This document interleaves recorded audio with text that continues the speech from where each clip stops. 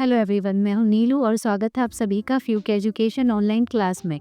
हम इस सीरीज़ में डिस्कस करेंगे बायोलॉजी चैप्टर 3 के शॉर्ट आंसर और वेरी शॉर्ट आंसर।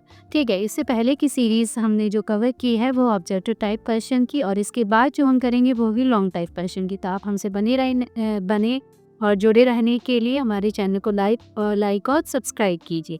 तो चलिए हम शुरू करते हैं हमारी इस सीरीज़ में शॉर्ट क्वेश्चन और वेरी शॉर्ट क्वेश्चन, जो कि आपके एग्जाम टाइम में काफ़ी काम आने वाले हैं। हमारा पहला क्वेश्चन है, why there are statutory ban on amniocentesis. जो एमनियोसेंटोसिस की प्रोसेस है उसको बैन क्यों किया गया है। ठीक है, उसका यहाँ पे रीज़न पूछा है और उसको ये नाम क्यों दिया, इसको नाम क्यों दिया है और बैन क्यों किया है। तो ये दो हो जाते हैं। यदि 2 नंबर का होता है तो 1 नंबर नाम क्यों दिया है और 1 नंबर जो है वो नाम उसको बैन क्यों किया गया, ये पूछा है। चलिए ठीक है, तो हम इसको एक बार समझ लेते हैं। क्या है कि ये मान लीजिए एक प्रेग्नेंट वुमेन है, ठीक है, और इसकी ये हो गई प्लेजेंटा में एक छोटा सा एक एम्ब्रियो है, ठीक है, एक प्री मेच्योर बेबी बोल सकते हैं। ये उसकी एम्बिलिकल कॉर्ड होगी। अब होता ये है कि इस पूरी प्लेजेंटा के अंदर इस बेबी की कुछ डेड सेल्स होती हैं, ठीक है, इसका कुछ वेस्ट मटेरियल, वेस्ट पार्ट होता है यहाँ पर, क्योंकि और इस फ्लूइड को बोला जाता है एमनियोटिक फ्लूइड। क्या बोला जाता है? Amniotic fluid. ठीक है, अब क्योंकि डॉक्टर्स क्या करते हैं, यदि हमें बीमारी का पता करना है कि कोई इस बच्चे को बीमारी तो नहीं है, तो डॉक्टर्स क्या करेंगे, एक इंजेक्शन डालेंगे और ये जो एमनियोटिक फ्लूइड है उसको बाहर निकाल लेंगे। ठीक है, और फिर वो क्रोमोसोम की हेल्प से और फिर अदर मेथड से चेक करेंगे कि इस बच्चे को कोई जेनेटिक डिसीज़ या फिर अभी प्रेजेंटली कोई डिसीज़ तो नहीं है जो हम यहाँ पर ही उसको क्योर कर सकते हैं, तो कर ले क्योर। ठीक है, तो अब क्योंकि हम इस टेक्निक में एमनियोटिक फ्लूइड का यूज़ करके और फिर डिसीज़ का पता लगाते हैं, इसलिए इस मेथड को इसी फ्लूइड के नाम पे बोला जाता है एमनियोटिक फ्लूइड। ठीक है, अब क्या होता है कि इसमें डेड सेल्स होती हैं, डीएनए होगा, बस क्रोमोसोम भी होगा। ठीक है, तो इसमें क्रोमोसोम की कई बार लोग क्या करते हैं, काउंटिंग कर लेते हैं। वैसे हमें पता क्या करना है, डिसीज़ पता करना है, लेकिन लोग क्या करते हैं, डिसीज़ ना पता करके ये क्रोमोसोम, नंबर ऑफ क्रोमोसोम पता कर लेते हैं। इससे सेक्स क्रोमोसोम भी इसमें दिख जाते हैं, तो इससे ये पता चलता है कि जो बेबी है अंदर वो मेल है या फीमेल है। यदि फीमेल मतलब गर्ल चाइल्ड है, बॉय चाइल्ड, यदि गर्ल चाइल्ड होगी तो कई बार उसको गिरा दिया जाता है। ठीक है, उसको नहीं आगे सर्वाइव करने दिया जाता है, इसलिए इस टेक्निक को गवर्नमेंट ने बैन करके रखा है। हाँ, लेकिन यदि आपको डिसीज़ पता करनी है तो आपको गवर्नमेंट से स्पेशल परमिशन लेनी होती है ये करने के लिए। ठीक है, देखिए इसमें क्या किया जाता है, एक डायग्नोस्टिक टेस्ट है और ये क्रोमोसोमल पैटर्न पर डिपेंड है। एमनियोटिक फ्लूइड का यूज़ करते हैं जो कि फीटस के अराउंड होता है, इसलिए इसको एमनियोसेंटोसिस बोला जाता है। ठीक है, अब इसमें क्या करते हैं लोग, इसका मिस यूज़ करते हैं प्री बॉर्न बेबी का जेंडर पता करने के लिए कि वो मेल है या फीमेल है, इसलिए इसको बैन कर दिया गया। ठीक है, चलिए नेक्स्ट क्वेश्चन देख लेते हैं हम। Why is Sanili is a well accepted contraceptive pills? पिल मतलब टैबलेट, दवाई। ठीक है, कॉन्ट्रासेप्टिव मेथड है सबसे ज़्यादा सहेली। तो ये जो सहेली नाम की ये जो टैबलेट डेवलप की है, इसका एक और क्वेश्चन है कि किसने डेवलप किए थे। CDRI लखनऊ, मतलब ये भारतीय उत्पाद है।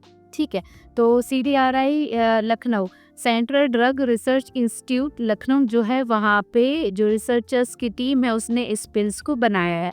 अब ये जो पिल्स है वो सबसे ज़्यादा यूज़ क्यों की जाती है, इसका रीज़न क्योंकि नॉन स्टेरॉइडल है। पहले तो यहाँ पे 2 वर्ड आते हैं, स्टेरॉइड और नॉन स्टेरॉइड। ठीक है, तो यहाँ पे 2 चीज़ समझ लीजिए। जो अदर पिल्स होती हैं कॉन्ट्रासेप्टिव मेथड में जो यूज़ की जाती हैं, है ना, वो जैसे पिल्स आफ्टर मॉर्निंग, ऐसे करके कई सारी पिल्स के नाम होते हैं, तो वो यूज़ की जाती है, वो स्टेरॉइड बेस्ड होती है।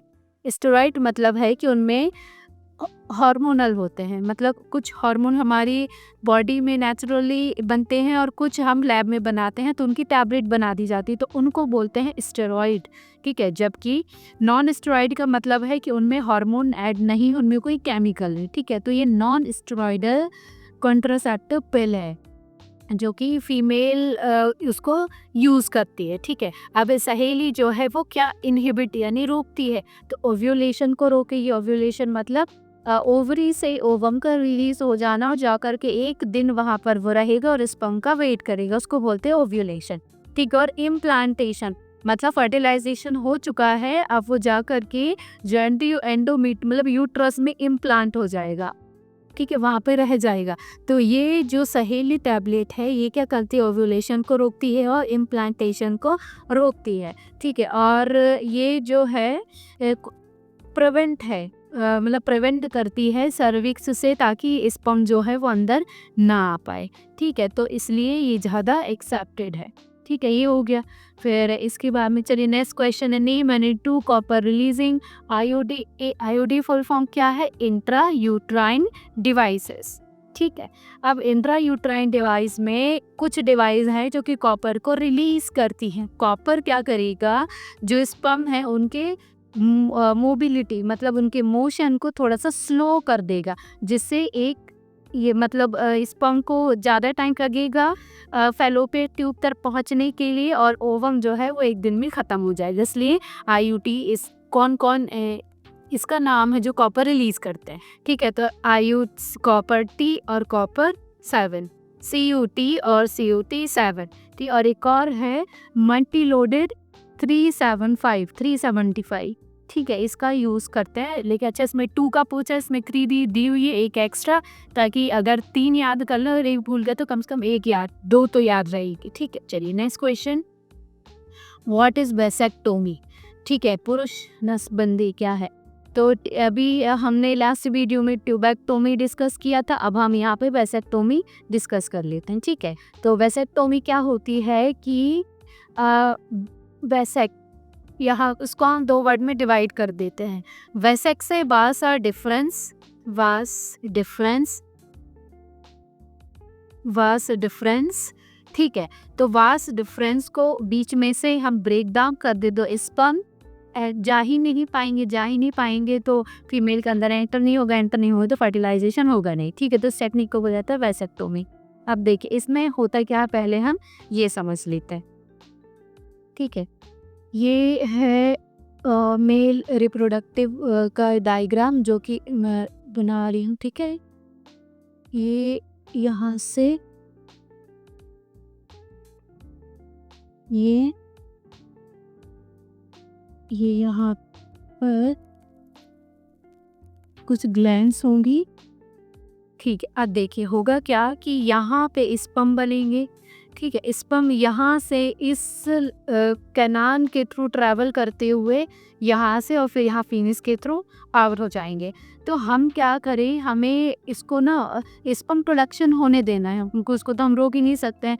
तो अब हम इसका ये जो है इसको हम बोलते हैं वासा डिफरेंस। तो डॉक्टर क्या करेंगे, इसको यहाँ से ब्रेक डाउन कर देंगे और यहाँ पे सिलाई कर देंगे इसकी, और यहाँ पे इसकी नॉट बांध देंगे, गठान लगा देंगे। तो अब क्या होगा, स्पर्म प्रोडक्शन तो होंगे लेकिन वो यहाँ पर नहीं जा पाएंगे, स्पर्म प्रोडक्शन यहाँ होंगे, ठीक है। उनको जैसे स्पर्म तो मिलियंस की क्वांटिटी में प्रोड्यूस होते हैं, अब बात तो गए, लेकिन उसको उनको जिंदा रहने के लिए खाना तो चाहिए। तो खाना क्या करता है, यहाँ पे प्रोस्टेट ग्लैंड है, ठीक है, सेमिनिफेरस ट्यूब्यूल है ना, और मतलब और भी कई सारे यहाँ पे ग्लैंड्स हैं जो अब ये ग्लैंड्स क्या करती हैं, इनको न्यूट्रिशन देने का काम करती हैं। अब जब यहाँ में स्पर्म बने मैच्योर हुए लेकिन न्यूट्रिशन मिला ही नहीं, तो ज़्यादा टाइम तक सर्वाइव नहीं कर पाएंगे और यहाँ पर इनकी डेथ होती जाएगी, ठीक है। तो यहाँ पे वास डिफरेंस को हम कट कर देते हैं और यहाँ तक जाने नहीं देते, बस इसी प्रोसेस को बोला जाता है वेसेक्टोमी। देख क्या लिखा, स्टेराइलाइज, ये एक स्टेराइजेशन मेथड है, मतलब डॉक्टर्स के थ्रू की जाती है, खुद से ही नहीं कर सकते। इसमें करते small portion of Vasa difference यानी शुक्रवाहिका को रिमूव टाई कर देते हैं, कट लगा करके, ठीक है, जिससे स्पर्म बनता तो है, देखिए ब्लॉकिंग हो जाती है, स्पर्म ट्रांसपोर्ट नहीं हो पाता है from the testis to copulatory organ मतलब फीमेल ऑर्गन, ठीक है। बस इसी को बोला जाता है वेसेक्टोमी। अब देखिए इसमें वेसेक्टोमी में केवल थ्योरी लिखी है, तो आप एक रफ डायग्राम बना सकते हैं जिस तरीके से मैंने बनाया है, ठीक है। चलिए अब नेक्स्ट है ट्यूबेक्टोमी। ट्यूबेक्टोमी भी इसी तरीके से है, ये भी हम देख लेते हैं। इसमें क्या होगा कि ये है फीमेल ओवरी, फीमेल ये हो गई इसकी फैलोपियन ट्यूब, ये हो गई ओवरी, ठीक है, ये लिगामेंट के थ्रू जुड़ी हुई है, ये हो गई उसकी सर्विक्स, ये हो गई उसकी वेजाइना, ठीक है, ये हो गया उसका यूट्रस। अब देखिए यहाँ पे ओवम बना, यहाँ से यहाँ तक रिलीज हो गया, ये होने देना है, ये नेचुरल प्रोसेस है। बस हमें क्या करना है, स्पर्म और ओवम को मीट नहीं करने देना है।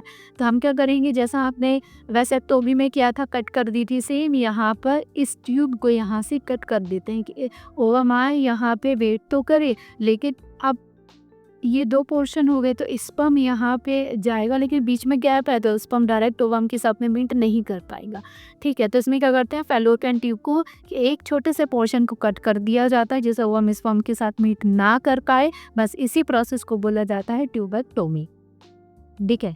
ये भी स्टरलाइजेशन मेथड है, अपने से नहीं कर सकते, इसके लिए डॉक्टर्स की हेल्प लगती है। Small part of fallopian tube का टाई कर दिया जाता है, ठीक है। ये है वजाइना पे मतलब चीरा लगा करके कट करके, ठीक है। जिससे क्या होता है कि ओपा जो है वो साइड जहाँ पे फर्टिलाइजेशन होना है वहाँ तक वो पहुँच तो जाता है, लेकिन स्पर्म नहीं पहुँच पाएगा। मतलब दोनों के बीच में हमने बैरियर लगा दिया है, ठीक है। तो ये इसमें भी आप डायग्राम बना सकते हैं रफ, तो ज़्यादा अच्छी बात है।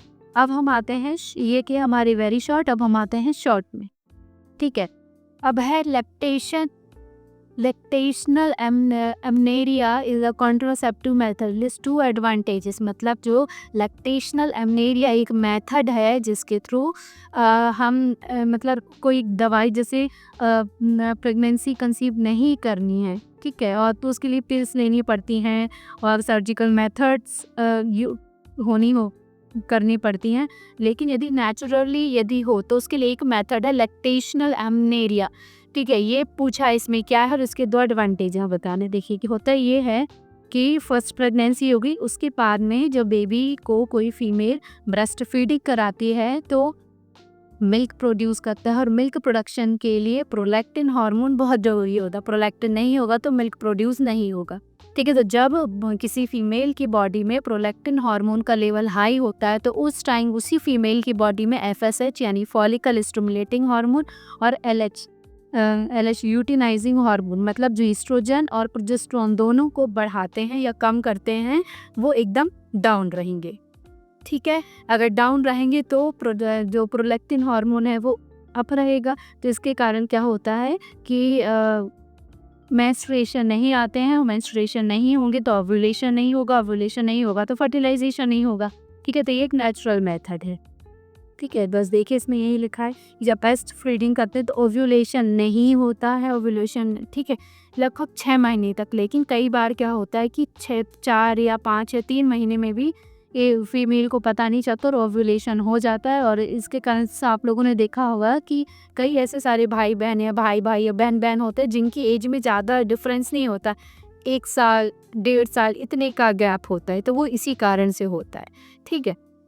अच्छा, अब ये इसके 2 लाभ बताने, हमें 2 एडवांटेजेस बताने। तो क्या है, कोई पिल्स नहीं लेनी होती है, ठीक है। दूसरा, बर्थ कंट्रोल होगी इससे और इसके कोई भी साइड इफ़ेक्ट नहीं होंगे क्योंकि नेचुरल मेथड है, ठीक है। चलिए अब नेक्स्ट देख लेते हो question 2। What are the common health issues associated with reproductive health. Reproductive health में जो है वो मतलब नेचुरल हमारी हेल्थ से कैसे रिलेट करती है ये हमें बताना है, ठीक है। तो ये कॉमन इश्यूज हैं जो कि रिप्रोडक्टिव हेल्थ से जुड़े हुए होते हैं, ठीक है। मतलब यदि हम मान लीजिए बीमार हो गए तो हमारी रिप्रोडक्टिव हेल्थ पे इस पर क्या असर पड़ेगा, सिंपल सा ये पूछा गया है, ठीक है। तो सबसे पहले क्रूरता है ना, मतलब ये बॉडी शेप सही नहीं है तो इससे भी रिप्रोडक्टिव हेल्थ पे असर पड़ता है। हमारा खान पीन, सोना, रहना, उठना बैठना, इन सब पे रिप्रोडक्टिव हेल्थ पे बहुत असर पड़ता है। नेक्स्ट है अत्यधिक जनसंख्या, बहुत ज़्यादा ओवर पॉपुलेशन हो जाती है तो लोग क्या होंगे, नौकरी नहीं मिलेगी, है ना, खाने के लिए दिक्कतें होंगी, ट्रांसपोर्ट मतलब हर चीज़ की दिक्कत होगी। तो इससे लोग सोचते हैं कि नहीं हम 2 बच्चे नहीं, 3 बच्चे नहीं, एक ही बच्चा पैदा करें, तो इससे रिप्रोडक्टिव हेल्थ पे भी असर होगा। फिर दूसरा है यदि किसी को STD है मतलब सेक्सुअल ट्रांसमिटेड डिसीज़ है तो उससे भी रिप्रोडक्टिव हेल्थ पे असर पड़ेगा। नेक्स्ट है poor health both mother and her baby, मतलब बच्चा और माँ दोनों की यदि हेल्थ पुअर है तो इससे भी रिप्रोडक्टिव हेल्थ पे असर होगी। मान लीजिए वो जो गर्ल है, मतलब उसे चाइल्ड है, वो गर्ल है, तब उस बचपन से ही यदि वो कुपोषण की शिकार हो जाती है तो उसके रिप्रोडक्टिव जो ऑर्गन है वो सही तरीके से ग्रो नहीं होंगे। तो इसमें माँ और बच्चे दोनों की हेल्थ जो है वो उससे नहीं होना चाहिए, ठीक है। फिर अर्ली मैरिज, मान लीजिए जल्दी मैरिज जो को हो जाती है, उससे भी जो रिप्रोडक्टिव ऑर्गन है वो प्रॉपरली ग्रोथ उनकी नहीं हो पाती है, इससे भी दिक्कतें होगी। फिर है इंक्रीज मोर्टेलिटी रेट, मतलब माँ और शिशु जो हैं वो दोनों की मृत्यु दर, मोर्टेलिटी रेट जो है हाई हो, वो किसी भी कारण से हो सकती। हेल्थ इश्यूज हो सकते हैं, स्वास्थ्य सुविधाएं प्रॉपर उस जगह पे नहीं है, कुछ भी हो सकता है, ठीक है। तो ये कुछ इश्यूज हैं जो कि नॉर्मल हेल्थ से जुड़े हैं, लेकिन इनका रिप्रोडक्टिव हेल्थ पे बहुत बड़ा असर होता है, ठीक है। आप इसमें 2-4 और ऐड कर सकते हैं। चलिए नेक्स्ट क्वेश्चन है, what is the significance, second third, what is the significance of reproductive health. Reproductive health हमारी अच्छी हो, उससे उसके क्या लाभ, इस सोसाइटी को हम क्यों अच्छी रिप्रोडक्टिव हेल्थ प्रोवाइड कराएं, ये पूछा गया, ठीक है। तो according to WHO, world health organisation, जो रिप्रोडक्टिव हेल्थ है, यदि रिप्रोडक्टिव हेल्थ अच्छी होगी तो किसी व्यक्ति का फिजिकल हेल्थ अच्छी होगी, ठीक है, मेंटल हेल्थ अच्छी होगी, और इसके कारण हमारी जो सोशल टोटल जो सोशल एनवायरनमेंट है वो भी बहुत अच्छा होगा, ठीक है। ये हो गया। फिर अब इसके कुछ फ़ायदे क्यों होने चाहिए ये हम देख लेते हैं। अगर प्रजनन स्वास्थ्य का क्या महत्व, हम इसका महत्व देख रहे हैं, ठीक है, क्यों ज़रूरी है। क्या हो कि it educates every youth about sexual and reproductive health. हम क्या करें आजकल, जैसे बच्चों के सिलेबस में 12th क्लास में आप ये हमें ये सब आपको क्यों पढ़ा रहे हैं, ताकि आप लोग इसी एज, क्योंकि अब आप लोग निकल के कॉलेज में चले जाएंगे, वहाँ पे कोई बताएगा नहीं, तो स्कूल के टीचर ही हैं जो आपको सही तरीके से बता सकते हैं, क्योंकि आप बचपन से उनके साथ जुड़े हुए होते हैं, तो एक अटैचमेंट होता है। कॉलेज में आप नए नए जाते हैं, उतना अटैचमेंट नहीं होता है, हेजिटेशन होती है पूछने से, ठीक है। तो यही रीज़न है कि यहाँ पे आपको एजुकेट किया जा रहा है, ये यही लाइन बता रहा है, ठीक है, कि हमारा जो यूथ है उसको हम एजुकेट करें सेक्सुअल हेल्थ को लेकर के, ठीक है। फिर है हम अवेयरनेस फैलाएं, एडोलेसेंस यानी जो किशोरावस्था होती है उसमें बॉडी में हार्मोनल चेंजेस होते हैं, फिजिकल चेंजेस होते हैं, मेंटल हेल्थ से रिलेटेड कुछ चेंजेस होते हैं, तो उनके बारे में हम उनको अवेयर करें। यदि मान लीजिए आपको सेक्सुअल प्रैक्टिसेस करनी है तो इसके लिए वो सेफ़ हो, कंटामिनेटेड ना हो, ठीक है, तो वो भी हमें उसके लिए अवेयर होना होगा, इसलिए ये चैप्टर आपके सिलेबस में ऐड किया गया है। नेक्स्ट है ये यदि हम अवेयर होंगे रिप्रोडक्टिव हेल्थ के लिए तो इससे सेक्सुअल ट्रांसमिटेड जो डिसीज़ है एसटीडी वो नहीं होंगी, और one person to another person ये पास आउट भी नहीं होंगी, ठीक है। ये हो गया। इट प्रोटेक्ट्स बोथ, ये मदर और बच्चे दोनों को एक तरीके से क्योर करेगा, ताकि आगे जा कर के जो मोर्टेलिटी रेट है वो इंक्रीज़ ना हो बल्कि डिक्रीज़ हो, या फिर एक मॉडरेट लेवल पे रहें, ठीक है। फिर नेक्स्ट है ये जो है कम्प्लीटली नॉलेज प्रोवाइड करता है, एक मतलब सेक्सुअल प्रैक्टिसेस से लेकर के एक मदर जो है जब बेबी कंसीव कर लेगी तब से लेकर के बच्चा बाहर आ जाएगा, तब से लेकर के 4-5 साल तक उसकी केयर कैसी करनी, इन सब को लेकर के, इसलिए हमें जो रिप्रोडक्टिव हेल्थ है उसके बारे में पढ़ना इसलिए ज़रूरी है, ठीक है। चलिए इसमें आप रटने की ज़रूरत नहीं है, आप पॉइंट टू पॉइंट बना करके खुद से भी लिख सकते हैं, ठीक है। चलिए नेक्स्ट क्वेश्चन है, जस्टिफाई द स्टेटमेंट।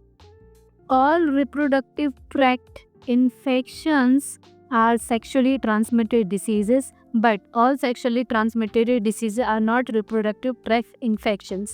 अब पहले तो आंसर लिखने से पहले तो क्वेश्चन समझनी हमारे लिए बहुत ज़रूरी बात है। इसमें ये बोला गया है इस क्वेश्चन में कि जो रिप्रोडक्टिव ट्रैक्ट जो है कौन सा होता है, वजाइना, ठीक है, सर्विक्स, तो जो भी रिप्रोडक्टिव ट्रैक्ट है क्या उससे ही सारी जो सेक्सुअली ट्रांसमिटेड डिसीजेज हैं वही होती हैं, एक लाइन ये। दूसरा, या फिर जितनी भी ट्रांसमिटेड डिसीजेज हैं वो केवल रिप्रोडक्टिव हेल्थ के लिए ही होती हैं, इसमें नहीं होती हैं, नहीं होती हैं, ये इसमें पूछा गया है। एक बार और रिपीट में क्वेश्चन कर देती हूँ कि जो रिप्रोडक्टिव ट्रैक्ट है उससे ही सारी जो सेक्सुअली ट्रांसमिटेड डिसीजेज हैं वो केवल रिप्रोडक्टिव ट्रैक्ट से ही होती हैं, या फिर जितनी भी ट्रांसमिटेड सेक्सुअल ट्रांसमिटेड डिसीज है वो रिप्रोडक्टिव ट्रैक्ट से नहीं होती हैं, इसमें ये पूछा गया है। ठीक है, तो पहले हम पहले वाले स्टेटमेंट मतलब इसका हम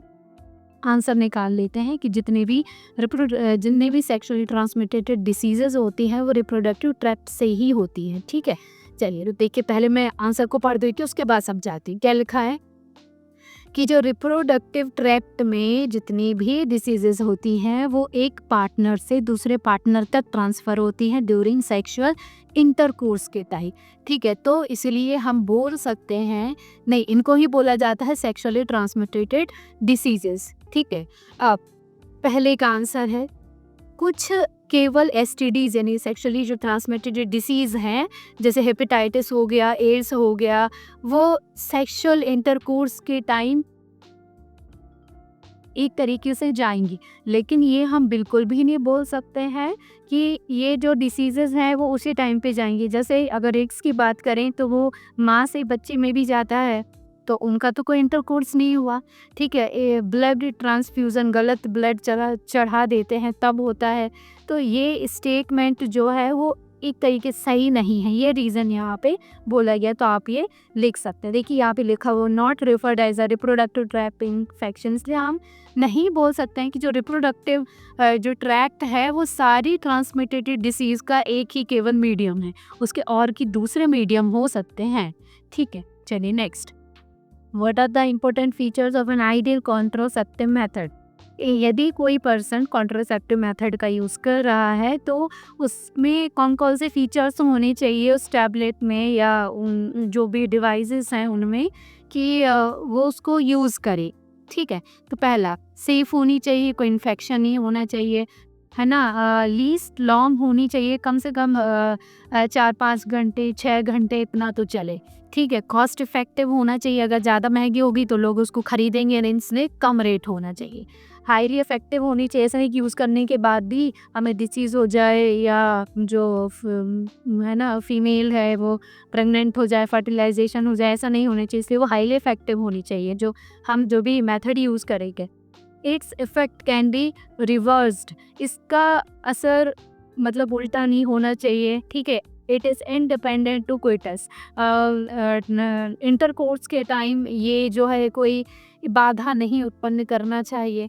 ठीक है, it can be administered easily, इसे आसानी से यूज़ करने लायक हो, मतलब लोगों को पता हो कि हाँ इसको यूज़ कैसे करते हैं। ठीक है, और इसमें कोई भी मेडिकल सुपरविज़न की ज़रूरत ना, मतलब हम डॉक्टर के जब हम यूज़ कर रहे हैं तब डॉक्टर के पास जाने की ज़रूरत ना पड़े, सिंपल। ठीक है, तो ये कुछ फीचर्स हैं जो कि एक कॉन्ट्रासेप्टिव मेथड में होने चाहिए। सेफ़ होनी चाहिए, लॉन्ग ड्यूरेशन होना चाहिए, कॉस्ट इफ़ेक्टिव होना चाहिए, महंगी नहीं होनी चाहिए। ठीक है, इफ़ेक्टिव होनी चाहिए। ठीक है, डॉक्टर के पास ना जाना पड़े और कोई दिक्कत ना उत्पन्न हो, इस तरीके से है। ठीक है, नेक्स्ट क्वेश्चन है, list some important steps improving reproductive health in India. Reproductive health को इम्प्रूव करने के लिए इंडिया में कौन कौन से स्टेप्स अपनाए गए हैं, इनके बारे में आपको बताना। IMP क्वेश्चन हो सकता है ये। ठीक है, चलिए पहला है, अगर हमें रिप्रोडक्टिव हेल्थ को अगर हमें इम्प्रूव करना है, सही रखना है, लोगों को जागरूक करना है, तो पहला है क्या करना पड़ेगा, लोगों को एजुकेट करना पड़ेगा, है ना, उनको पढ़ाना लिखाना पड़ेगा ताकि उनको पता रहे कि कॉन्ट्रासेप्टिव मेथड्स क्या होती है, रिप्रोडक्टिव हेल्थ क्या होती है, पॉपुलेशन को कंट्रोल करना क्यों ज़रूरी, ओवर पॉपुलेशन से क्या फ़ायदे हैं, क्या नुकसान है, ये सब वो लोगों को पता होना चाहिए। ठीक है, तो हमें लोगों को एजुकेट करना है किसके बारे में, बता करके बर्थ कंट्रोल क्यों है। ठीक है, पैटर्न मतलब प्रीनेंटल और पोस्ट नेंटल मतलब प्रेगनेंसी से पहले और प्रेगनेंसी के बाद की जो देख रेख होती है उसके बारे में पता होना चाहिए। सिग्निफिकेंस ऑफ ब्रेस्ट फीडिंग का क्या सिग्निफिकेंस है, क्योंकि बच्चे और माँ दोनों के लिए। ठीक है, क्योंकि इसमें हार्मोन से रिलेटेड क्वालिटीज़ होती हैं, इसलिए यहाँ पे बोलेंगे। ठीक है, अब एजुकेट करना चाहिए लोगों को किसके लिए, सेफ और हाइजेनिक सेक्सुअल प्रैक्टिसेस को लेकर के, ताकि सेक्सुअल ट्रांसमिटेड डिसीज़ ना हो। फिर लोगों को एजुकेट करना चाहिए किस एज में, जब बच्चे जो होते हैं स्कूल में होते हैं, मतलब जब प्यूबर्टी की एज में होंगे, जब 12, 13, 14 साल के होंगे, तब उस टाइम पे बच्चों को एजुकेट करना है सेक्स से रिलेटेड जितने भी हैं पढ़ाई लिखाई उससे रिलेटेड। ठीक है, फिर है legal bank to checking gender of the foetus की जेंडर को नहीं चेक करना है। ठीक है, कि मेल है या फीमेल है। ठीक है, अवेयरनेस हमें फैलानी है किसके प्रति, सेक्स अब्यूज़ के प्रति। जैसे लोग ट्रैवलिंग करते हैं तो यदि कोई जैसे आपने देखा होगा जो छोटे बच्चे होते हैं उनको बैड टच और गुड टच करना सिखाया जाता है, तो जो बैड टच है वही होगा सेक्स अब्यूज़। ठीक है, फिर है पॉपुलेशन एक्सप्लोजिंग, जनसंख्या विस्फोट जो होगी उसके बारे में लोगों को पढ़ाना है। Proper infrastructure, professional facility, reproductive health standards, मतलब इसमें है कि प्रॉपर जो स्वास्थ्य केंद्र होते हैं हर गांव, मोहल्ले, शहर में होने चाहिए। लोगों को पता होना चाहिए कि हाँ यहाँ जाने से क्या होगा। ठीक है, तो इंडिया में कुछ इस तरीके के प्रोग्राम्स हैं जो कि गवर्नमेंट के द्वारा रन कराए जाते हैं ताकि लोगों को फ़ायदा हो। चलिए next question, female gamete are transfer to the fallopian tube in the gift, it is possible transfer to gamete in uterus. चलिए देख लेते हैं। इसमें ये पूछा गया है कि ये, पहले मैं डायग्राम बना देती हूँ ताकि आप लोगों को समझ में आ जाए। ठीक है, ये है हमारी फैलोपियन ट्यूब, ये यूट्रस, सर्विक्स, वजाइना। ठीक है, फिर ये ओवरी, लिगामेंट। ठीक है, अब इसमें क्या बोला गया है, इसमें बोला है कि female gamete are transfer to the fallopian tube. Fallopian tube से गैमीट को, अच्छा गैमीट बन कब जाता है, गैमीट कब बनेगा, जब यहाँ पे ओवम है और यहाँ पे स्पर्म आकर के फर्टिलाइज हो जाएगा। ठीक है, ये अब इसमें ये बोला है नेक्स्ट प्रीवियस, चलिए इसमें ये बोला है कि फीमेल गैमीट मतलब जो एग है वो फैलोपियन गिफ्ट में वहाँ हो जाता है, तो ट्रांसफर द यूट्रस क्या हम कर सकते हैं, पहले तो हम गिफ्ट प्रोसेस को समझ ले।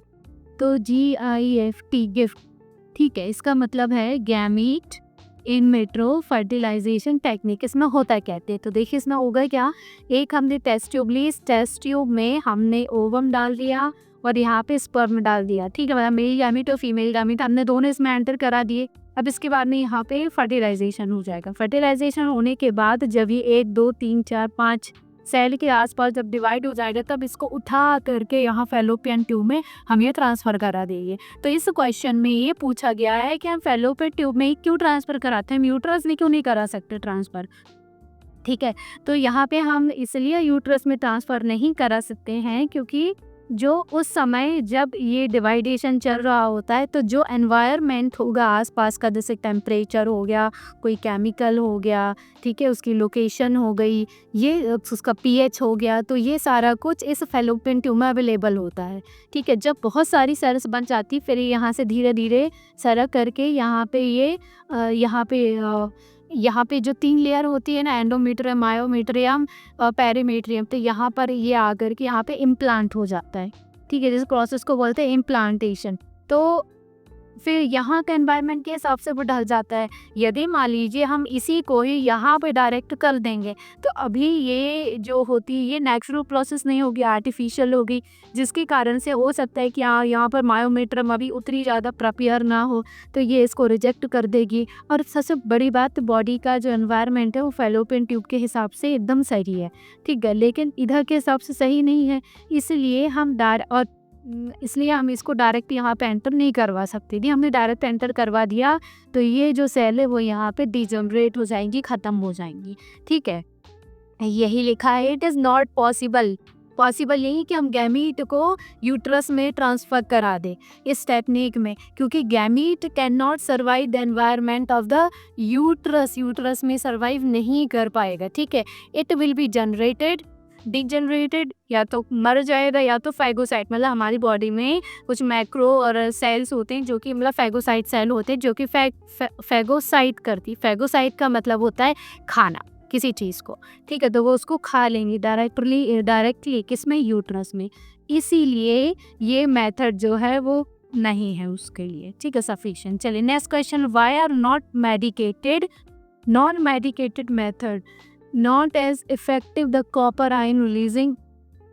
ठीक है, देखिए इसमें ये बोला गया है कि गैर औषधीय विधियाँ, मतलब ऐसी कोई मेथड जिसमें हम दवाई नहीं ले रहे हैं और हमें एज अ कॉन्ट्रासेप्टिव है वो मेथड, लेकिन मेडिसिनल नहीं है, ठीक है, तो उनको हम क्या करें, तांबे के आयनों जितनी, मतलब जो कॉपर है उतनी, जैसे जो कॉपर होता है ना वो ज़्यादा इफेक्टिव है कंट्रासेप्टिव मेथड में, लेके तांबे मतलब कॉपर, लेकिन जो कॉपर के अलावा जो है कुछ मेथड्स हैं जो कि मेडिसिनल नहीं है, नेचुरली हैं, वो उतनी इफेक्टिव क्यों नहीं है, सिंपल सा ये पूछा गया है। तो इसमें क्या करना है, इसमें जो कॉपर से रिलेटेड जो भी उनका फ़ायदा है वो यहाँ पे बताना है। तो पहला क्या है, the copper ion reduce the fertilising capacity, जो फर्टिलाइजेशन की कैपेसिटी उसको कम कर देती है, क्योंकि वो स्पर्म की मोटेलिटी, मतलब वो मूव करके जाते हैं ना, जब वो ही स्लो हो जाएंगे तो फर्टिलाइजेशन नहीं होगा, जब फर्टिलाइजेशन नहीं होगा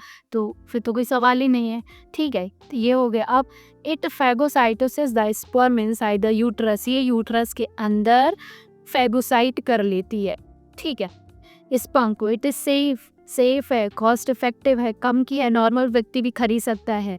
कन्वीनियंट मेथड टू कॉन्ट्रासेप्शंस, एकदम कन्वीनियंट है, मतलब सेक्सुअल इंटरकोर्स के टाइम ये कोई भी दिक्कत नहीं करेगी, ठीक है। फिर है the breast feeding can use it with no fear, यदि मान लीजिए कोई लेडी है ब्रेस्ट फीडिंग करा रही है और इंटरकोर्स भी कर रही है, ठीक है, तब उस टाइम पे यदि वो चाह रहे तो उसको यूज़ कर सकती है, मतलब उसे इसको यूज़ करने से लैक्टेशन पर कोई असर नहीं पड़ता है, सही पर, ठीक है। तो ये है कि उनके ये 3 फ़ायदे हैं, कॉपर टी और कॉपर 7 के, ठीक है। चलिए अब नेक्स्ट है, what are the factor responsible for the population explosion, मतलब जो जनसंख्या एकदम से विस्फोट होता है। अभी हम सेकंड नंबर पे थे कुछ दिनों पहले, अब हम किस पे आ गए, नंबर 1 पे आ गए हैं पॉपुलेशन के उसमें। ये पॉपुलेशन हमारे देश की सबसे ज़्यादा, चाइना से भी ज़्यादा है ना, तो उसमें कौन कौन से फैक्टर हैं जो कि पॉपुलेशन को ग्रो करने के लिए रिस्पॉन्सिबल होगा। पहला है गरीबी, ठीक है, गरीबी मतलब जो जैसे गरीब लोग होंगे तो ज़्यादा बच्चे पैदा करेंगे, क्योंकि उन्हें पता तो होता नहीं है कॉन्ट्रासेप्टिव मेथड्स के बारे में, है ना, तो उन्हें लगेगा कि नहीं ज़्यादा बच्चे पैदा करेंगे तो हम बैठेंगे वो कमा कर देंगे तो हम खाएंगे, तो गरीबी जो है एक बहुत बड़ा कारण है, ठीक है। दूसरा डेथ रेट डिक्लाइन, बहुत सारी मेडिकल फैसिलिटीज़ अवेलेबल हो गई है आजकल, हर बीमारी का इलाज आ गया है जिसके कारण जो डेथ रेट है वो कम हो गई है, ठीक है, ये हो गया।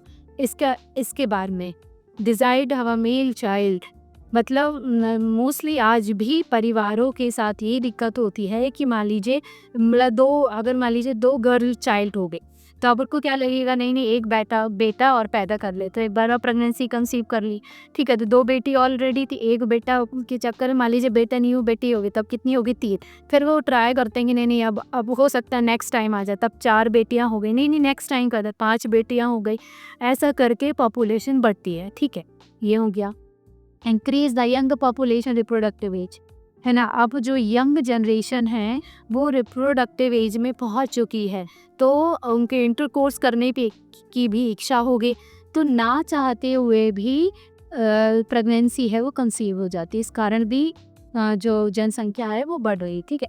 Reduction in the infant maternal mortality rate, मतलब जो मदर और जो बेबी की जो मोर्टेलिटी रेट है, क्योंकि अब हेल्थ की जो सुविधाएं हैं वो बहुत अच्छी हो गई हैं, तो वो जो रेट है वो डिक्रीज हो रही है, ठीक है। नेक्स्ट है the rural people are not aware to consequence of the increasing population, specially जो गांव के लोग हैं वो अवेयर नहीं है कि पॉपुलेशन बढ़ने से इस कंट्री के साथ साथ हमें क्या नुकसान होंगे, इसलिए इन लोगों को अवेयर करना बहुत ज़रूरी है। चलिए चलते हैं नेक्स्ट क्वेश्चन की तरफ।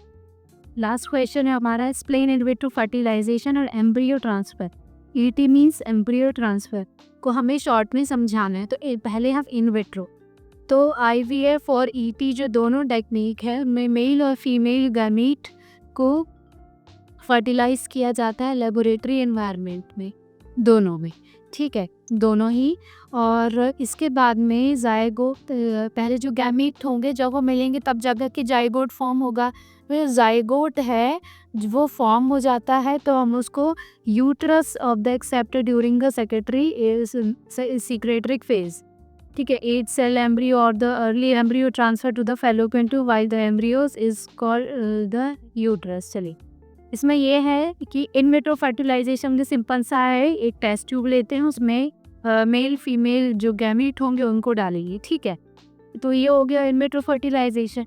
लेकिन एम्ब्रियो ट्रांसफ़र का मतलब होता है कि एम्ब्रियो ट्रांसफ़र में क्या होगा कि हम एक टेस्ट ट्यूब में मेल और फीमेल गैमीट को तो लें, लेकिन जब वो थोड़ा सा अपनी सेल को डिवाइड कर ले और फिर उसको उठा करके हम यूट्रस में इम्प्लांट करा दें, फैलोपियन ट्यूब में यूट्रस में यदि हम उसको ट्रांसफ़र करा देते हैं तो हम उसको बोलेंगे एम्ब्रियो ट्रांसफ़र, ठीक है। चलिए, तो ये था हमारा लास्ट क्वेश्चन था हमारा ये। यदि आपको इन क्वेश्चन से रिलेटेड जैसे गिफ्ट आईवीएफ इनसे रिलेटेड या फिर हमारे और भी क्वेश्चन से रिलेटेड यदि कुछ डाउट होता है तो आप हमें नीचे कमेंट सेक्शन में पूछ सकते हैं, हम इसका आंसर देंगे आपको। और आप हमारे चैनल को लाइक और सब्सक्राइब कीजिए ताकि आप हमारे साथ कंटिन्यूटी में बने रहें और आपके पास नोटिफिकेशन आते रहे। अभी हमने लॉन्ग क्वेश्चन, शॉर्ट क्वेश्चन और वेरी शॉर्ट और ऑब्जेक्टिव टाइप क्वेश्चन की हम सीरीज़ चला रहे हैं, जिनमें ये हमारे थे शॉर्ट और वेरी शॉर्ट। इसके बाद हम एक लॉन्ग क्वेश्चन की भी सीरीज़ स्टार्ट करेंगे। तो आप हमारे साथ जुड़े रहने के लिए हमारे चैनल को लाइक और सब्सक्राइब कीजिए। Thank you.